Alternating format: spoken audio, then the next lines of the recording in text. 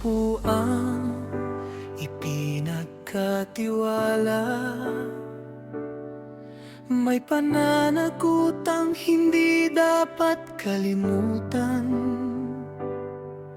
Ang kapangyarihan ay hindi para sa sarili, kundi para sa bayang dapat paglingkuran. Kapag ang katotohanan ay pinagpalit at ang salapi ang naging kapalit, maaaring maitago sa mata ng tao, ngunit sa Diyos walang lihim na nalalantad. Nakikita ka ng Diyos, bawat lihim, bawat gawa. Ang kayamanan ay lilipas, ngunit ang katotohanan ay mananatili. Huwag mong ipagpili ang konsensya. Huwag mong talikuran ang tama.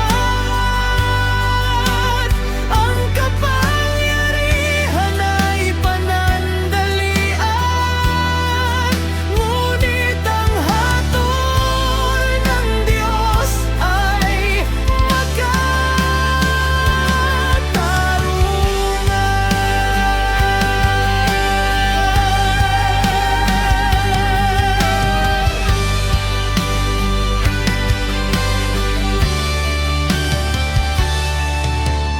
May mga taong nagugutom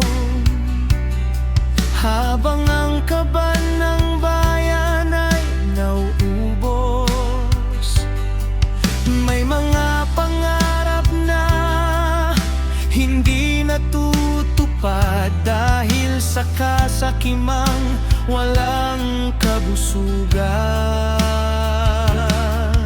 Magsisi habang may panahon, ituwid ang maling landas.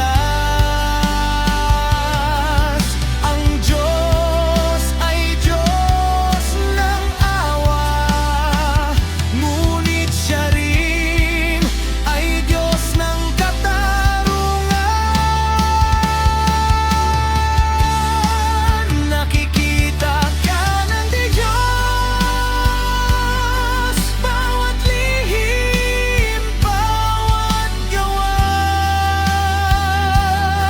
Piliin mong maging tapat kahit walang nakakakita, sapagkat ang tunay na paglilingkod ay hindi para sa papuri ng tao, kundi para sa Diyos na buhay, na nakakakita ng puso ng bawat isa. Ang posisyon ay lilipas, ang pera ay maiiwan, ngunit ang ginawa mo sa kapwa ay mananatili. Sa harap